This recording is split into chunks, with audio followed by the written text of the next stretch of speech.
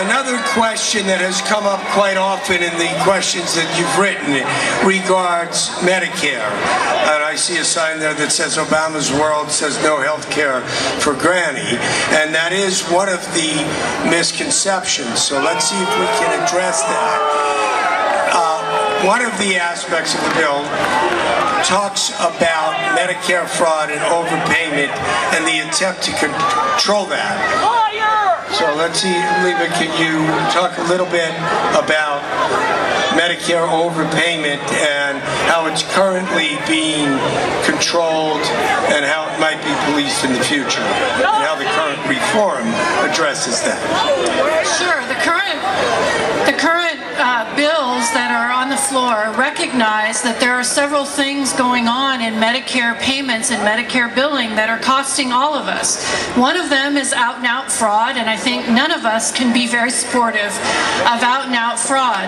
Another, however, is unnecessary services that do not serve to improve anyone's health, but rather serve to pay for maybe a new investment that a provider group has instituted. And so one of the things that is being proposed in the new bill that much of the medical system supports is to actually have payments, I mentioned this earlier, to have payments move to proving that you improve the health of your patients rather than having payments exclusively for running more tests or for having you put back in the hospital when you could have been taken care of on an outpatient basis.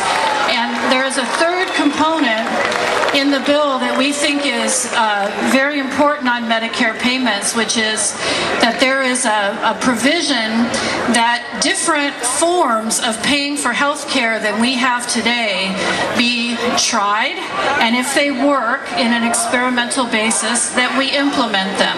And if we are in fact to control the rate at which spending is growing, we have to try new things. The existing system will not work. The bills and the questions before Congress often deal with trying to control overpayment as well as fraud as well. And I would like both Dr. Chu and Dr. Kaufman to very briefly comment on how that's done within their organizations and how that might or might not change if the healthcare reform is passed.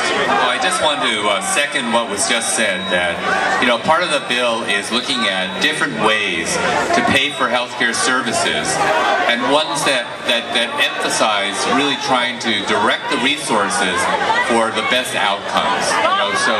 And what Medicare does right now is predominantly pays fee-for-service, and there really is no control over how many services are provided or whether the outcomes for those services are actually achieved.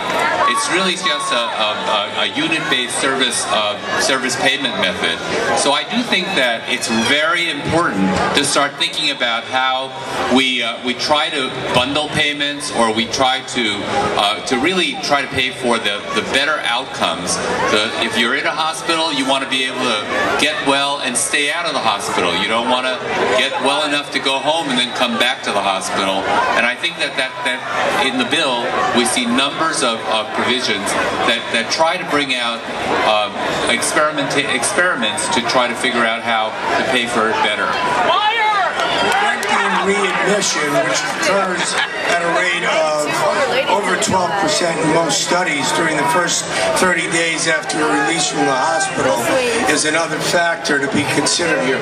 Dr. Kaufman, I know on the other end of the spectrum, talk about controlling the costs for children in both in and out of hospitals. The same holds true for children. We are looking at much better ways to assess outcome and to get paid for outcome, particularly, for example, in caring for children with a chronic disease such as diabetes, which is what I do at Children's Hospital. Rather than being paid to see them once a month or twice a month, being able to look at an outcome over a year's time period and to enable them to advance their therapy, and being paid for that rather than these episodes of care that actually in some ways detract from the ultimate goal of enabling a child with a chronic disease to have health as an asset and to be able to then live into adulthood as a productive member of society. So these alternate ways of looking at funding are very important for all of us. There's a lot of similarities across the age spectrum and could be addressed in a very coordinated way that would make a difference ultimately in the health of people and being able to reduce cost.